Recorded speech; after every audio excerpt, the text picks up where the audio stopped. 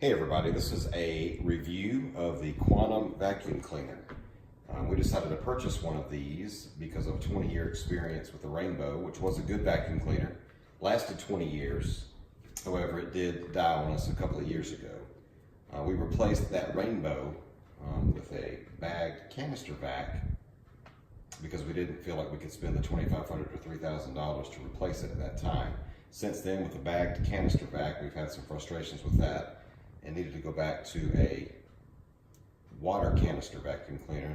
So I started researching online about competitive devices with the Rainbow and found this Quantum vac. Read some reviews on it and decided we'd give it a chance. A new Rainbow right now with the wet kit approaches $2,500 to $3,000, including you have to go through the in-home demonstration, and if you give them some referrals and they do follow-up demonstrations, you could get that price reduced, but that's a lot of hassle, a lot of asking your friends if they'll sit through a demonstration, things like that.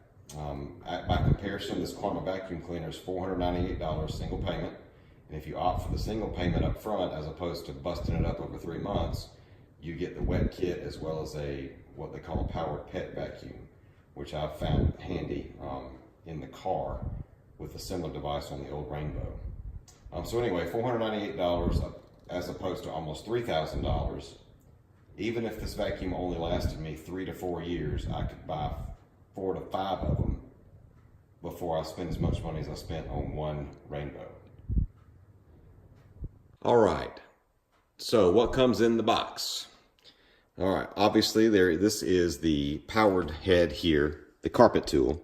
We have mostly hardwood floors in the home with some carpeted areas as well as some rugs, so we will be using that part as well as including it in the demonstration. This is the squeegee. It's part of the wet kit that came as a bonus for making the full payment up front. And this was part of the bonus package for making the full payment up front. This is the small head that I mentioned earlier, that the Rainbow had one similar to it that I used in the car a lot. It's marketed, I believe, as a pet brush or powered pet bed head. This we use for that. Crevice tool. Inflator tip. When you use the exhaust system to blow something up, you can actually use on the back of the Rainbow, which I'll show you later. You can plug one of the cords in and use it as an exhaust, as a blower. Blind tool. Detachable power cord, which to me is a wonderful change from the old Rainbow that I had, because the old Rainbow, the power cord would not detach. I don't know if they detach on the new Rainbows, but the old one they did not, and I like being able to take the power cord off of the vacuum for storage. Main power housing, dolly with water basin. I have water in there already. This is the floor tool right here for hardwood floors. Now, it's a few things. Quality control wise, this thing actually feels like it's put together pretty well. The plastics compared to the old Rainbow, these are a hard plastic. Like, for example, on this floor tool here, it's more of a hard plastic than a rubberized plastic. So it doesn't feel quite as, maybe as good as the old Rainbow. However, it works well. I don't have any concerns with it so far. Could be just the type of plastic they decided to use. The housing is certainly very solid. The display is bright. It has several settings on it. This is the timer for the air purifier. You can actually set this machine to run anywhere from 15 minutes to 2 hours. You just set it in a corner and let it go. That would be the low setting for the air purifier setting that you'd run the timer for, and this is the high setting for when you use it as a vacuum cleaner. The dolly, the wheels roll very well, and this water basin compared to the Rainbow that we used to own actually holds more water. It has a max fill line, tells you right where to fill it up to, and the instruction book warns you not to overfill it. It says it will cause vibration and the vacuum cleaner will actually shut off. So if that is an actual safety feature, that's another positive towards the quality built into this vacuum. Okay, so the vacuum cleaner actually came with a separate printed instruction on how to do this, because people have had some trouble saying that this does not connect all the way. However, this is the powered head for the carpet tool. It's actually quite simple. You just put it in there, push the button, and it sits flush against the vacuum cleaner. And that's in there, okay? Now we're going to, the detachable power cord is right in here. Just like that. Pull it out, you push this down, it comes right out. I feel like that this might be one of the first things to have some trouble with, just because of the type of plastic it is, but doesn't appear to be 100% necessary for it to stay in there. I'm not sure on that yet. This is the exhaust. When you plug the non-powered cord up to it, you can put the inflator tip on it, you can put the crevice tool on it and use it as a blower if you need to. All right, I'm gonna turn it on. You can see it go through its checks right here on the screen, and it'll end up with a check mark letting you know that it's ready to go. Okay, check mark says everything checked out and it's ready to go. This timer is where you can actually adjust it from 15 minutes all the way up to 120, and then it goes back to 15 for this setting, which will be the low setting that if you didn't have this attached would just circulate air. You can get fragrances to put in the water to have fragrances in the air, or you can just let it run without fragrances as an air purifier. This is the vacuum setting. This head here does a good job. It does not have quite, I don't think, the pull as our old Rainbow did, but it is definitely competent to do the job. It vacuums well. So we're going to turn it on and let you see.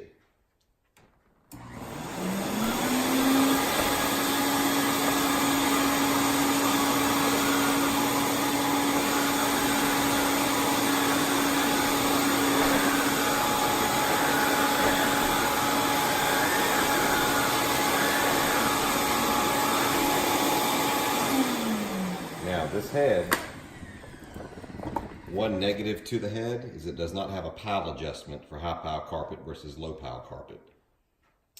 So I would assume that whatever setting they have it at, it is an average height. Everything we have in here in this house is either Berber or rugs. So low pile, and it has worked well so far. All right, now we're going to switch out the powered head to the non-powered cord for the hardwood floor tool. All right, that is secure. Now when I turn it on, I didn't mention this before, there's a blue light that comes on in the basin. Don't think the blue light serves any purpose, just a little bit of eye candy. All right, here we go. It is ready to go. There's the blue light.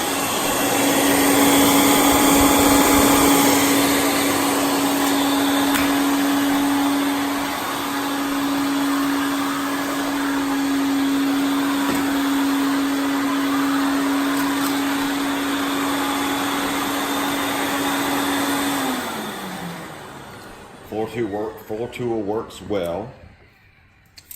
All of the arms on these things have this nice solid telescoping feature, which is very nice. They also have push button releases so that you know that you're attached. Pops up, pops out. Also, all of the attachments have a push button release as well, which is a little stiff. A little bit of stuff left in there. As compared to my old Rainbow, that did not have these. The old Rainbow, the heads sometimes would come off while you're using the vacuum, which was annoying. Don't know if the new Rainbows have push buttons or not, but that is a nice touch on this vacuum cleaner. All of the attachments have this. They all lock on solid. Vacuum cleaner comes with a full color owner's manual, which is very well done and is another indicator of this company taking their vacuum cleaner seriously and not cutting any corners. Because you don't normally see an owner's manual with full color photographs like this. And like I said earlier in the video, it actually came with this special instruction on how to attach the power cord because people were apparently having some trouble with it. I had no trouble with it at all. Once I read this and tried it, it was no problem at all. So if you feel like you get it and your power cord does not attach, it's probably because you're not depressing the red button at the proper time, but it attaches well, and once it is on there, it is secure. This is the exhaust port I was talking about earlier. You can pop the cap off, plug in the non-powered cord.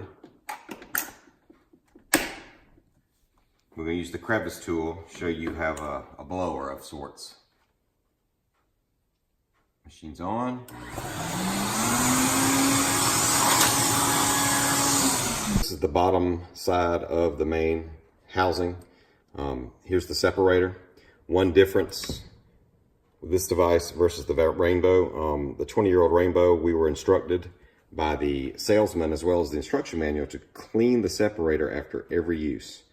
This vacuum cleaner does come with a brush to clean it. However, the instruction manual for the Quantum says to clean it every 5 to 7 months. I don't know that I would wait that long based on how much use it sees.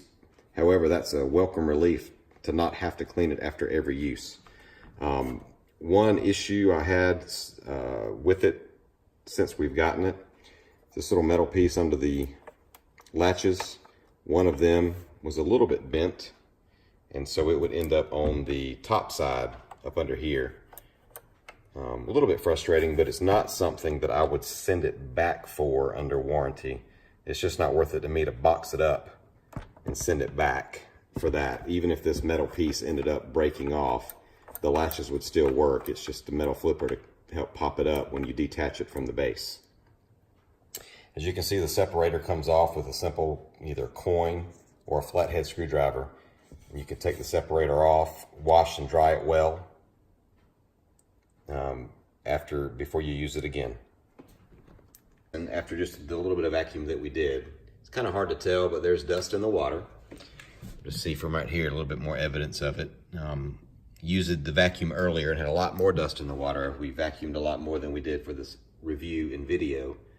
And then what you do at this point, obviously, is just go pour it either down the sink or outside. I usually pour it outside, especially when there's a lot in there. I do not want it going down the drain, chance of clogging up the drain, because you will have some big plugs of debris in there with a lot of vacuuming. And this brings to the point of why we prefer a water canister vacuum cleaner. There's no bag. With the bag canister vacuum that we were using after the Rainbow, no matter how many times they tell you that they don't stink, don't believe them, because they do stink. Part of our issue was we have one dog in the house, and when she was in the part of the year where she was shedding more, we were vacuuming daily because of these wood floors and the dog hair tumbleweeds that would form. We were vacuuming daily, but you didn't want to change out the bag daily. And then you'd vacuum again in a few days, and it would smell like your dog, only worse, much, much worse. With the water canister vacuum cleaner, the dog hair and everything, you can just pour it outside and you are done. Next time you vacuum, you're starting over with a clean slate. While we're talking about cleaning it, the vacuum does come with 2 brushes. It comes with one brush to clean this water basin. It also comes with another brush to clean the separator when it's time to clean that, as I talked about earlier in the video. All right, so in summary, so far I'm very pleased with this vacuum cleaner out of the box. It appears well built. It has accessories comparable to the accessories that were included with our old Rainbow, and it does a good job. Don't know how long it will last, but the build quality that it appears to have, I believe it will probably last for many years. Hopefully that will be the case. Again, this is an initial out-of-the-box review. I am not the one who does most of the vacuuming in the house. My wife and my children do that. So we will use this vacuum for a while and get back with you at a future date for a follow-up review on how it has performed.